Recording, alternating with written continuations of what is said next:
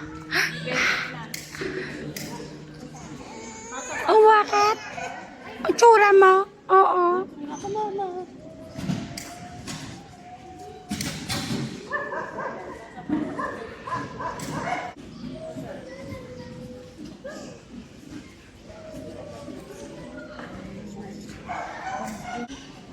Sige po, habang hawak po ninyo ang inyong mga kandila, tayo po ay sumunod sa isang maikling panalangin. Dadang sa mga nakatuligin ang mga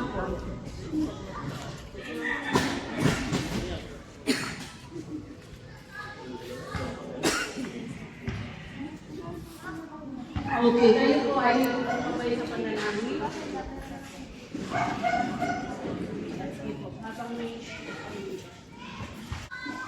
Mabay po kayo sa panalangin. Ama namin Diyos, na makapangyarihan sa lahat, nagpapasalamat kami sa iyo sa isang pagkakataon bilang kinatawan ng isang bata na ating gagawing pinaanak sa araw na ito. Bilang pangalawang magulang, hinihiling po namin ang iyong liwanag ang siyang kumilos sa aming mga buhay. Panginoong Jesus, bilang ilaw ng aming buhay, tinatanggap ka po namin at sinasangkalatayanan na ikaw ang maghari sa aming mga buhay.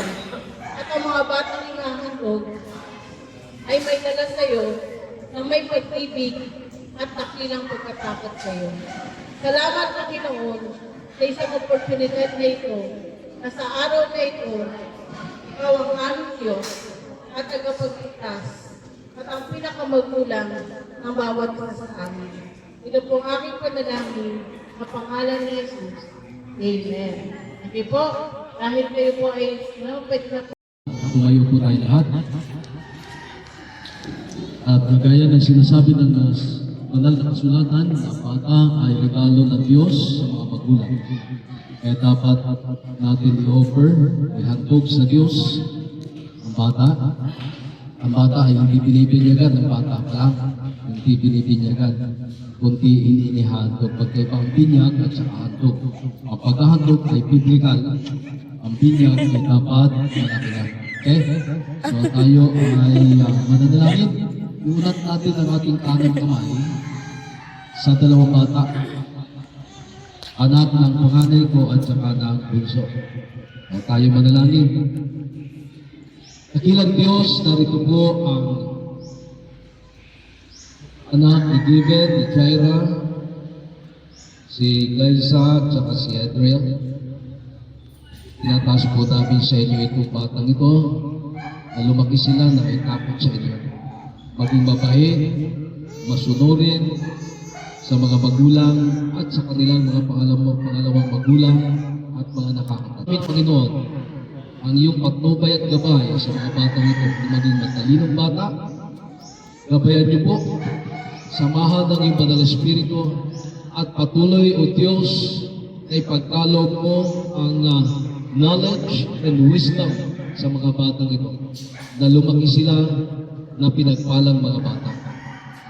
Kasama ng mga ninong at ninang na mga nandito, mga bisita, mga kapatid, na ikaw This prayers are on for May 31, 2025, Jose Abelia Memorial Hospital, Tayumas, Santa Cruz, Manila City, NCR Philippines, the daughter of Reggie Joseph Barbas Arpon, father and giver Regular de los Reyes' mother, who acknowledge that God gave them the precious gift and that they are responsible in guiding this child in the nurture of God. This solemn act of baptism was held at Vista Acacia Public Ward, Barangay Amayo 1, Plaza Cavite, Philippines, on this 23rd day of November in the year of our Lord 2025. Bishop Dr. Cherry de los Reyes, BTH, MDT, BB, HBCM Bishop Founder, Spiritual Director, Officiating Minister. Si Bishop po ay nagkakasal din. Let the weak say strong. Let the weak say, I am strong. Let the poor say, I am rich. because of what the Lord has done for us. Give thanks. Give thanks. Amen.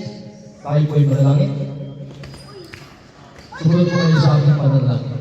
Panginoong Isus, Panginoong Jesus, maraming salamat maraming salamat. sa mga-witness Na kami po ay nagpulit ng paghahandog ng paghahandog ng dalawang bata. ng dalawang bata. Panginoong Isus, Panginoong Jesus, ikaw ang maghari ikaw ang maghari sa aking buhay. sa aming mga buhay.